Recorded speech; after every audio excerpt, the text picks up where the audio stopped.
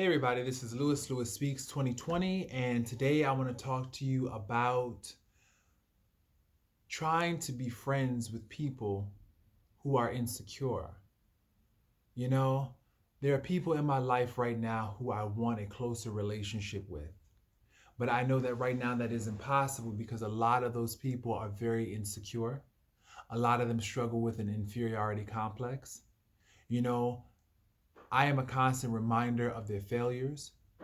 I'm a constant reminder of their mistakes and their flaws and things that they're not proud of. So they don't really engage with me like that. They kind of avoid contact with me. And I realize that some of these people think that, oh, you're arrogant. They accuse you of being haughty because you feel good about your successes. And the thing about it is, these people, they really feel badly about themselves. And so they want to project that onto you. Rather than accept it, what they do is reject you and project their negative energy, or at least try to. They try to project that negative energy onto you. And oftentimes this makes you feel bad. It makes you feel misunderstood because you realize that they don't see all your hard work, all your effort, all the sleepless nights, the tears, the doubts, the fears, the worration, the stress, everything that you went through to get to where you are now. If people knew my story, they would be surprised. They would be real surprised. You know, I struggled to get my master's degree. I struggled. It was hard. It took a lot of sacrifice. It took a ton of hard work. It took a lot of determination and perseverance. There were many sleepless nights and tears and days when I wondered if I would even complete, you know? But they don't see that part. They don't see the behind the scenes. All they see are the fruits of my labor, and those fruits are a bitter taste. It leaves a bitter taste in their mouth because they're so jealous and envious, you know? And while I may want to get closer to these people, and love on them and share the joy of my success with these people, it's not safe for me to do so. And I know that because I know that for me to do that would be to invite their negativity, would be to invite their scrutiny, their judgment. And I deserve better. I deserve better.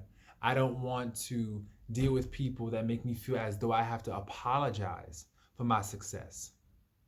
I don't want to deal with people that try and make me feel bad about being a success and wanting more out of life. People like that, they're nothing but an anchor that try to bring you down. And you don't need that. You need people that will help you to soar, people that will help you actualize your full potential and then more. You know, these people out here, a lot of them are envious and they're jealous and they try to take you down because they feel so bad. They feel so bad about their lack of achievements and lack of accomplishments. They have to always try to make you feel as though you are not enough because they don't feel like they're enough. And so you have to really be careful and you have to protect your heart because a lot of people out here are not happy for themselves. So they can never be happy for you. And so you have to always keep that in your mind, in the forefront of your mind. And you have to always, always, always remind yourself of your voice and find your voice in every situation that you're in because we live in a world now where everybody is trying to be heard. There's like this sea of voices that are competing to be heard and no one's listening. No one is listening. So you have to make sure that for one, you listen to yourself and you live in your voice, in your truth. And part of living in your voice is making sure that you're dealing with people that can celebrate you and celebrate your successes and not dealing with insecure people and people that struggle with inferiority complexes because for one, it's not your job to try and make other people accept you. It's not your job to try to help them to understand you. They either get you or they don't. It's just that simple. They either are with you or they're not. There is no in between, and we spend most of our time trying to get people to accept us, and care about us and love us and appreciate us and understand us. That's not our job. Our job is to be the best possible people that we can be. And that's why I know when I found a friend. I know when I found a friend for two things. One, I can feel safe giving. I don't feel like there is a hold on my hand. You know, with the right friend, you feel like you can give and it'd be okay.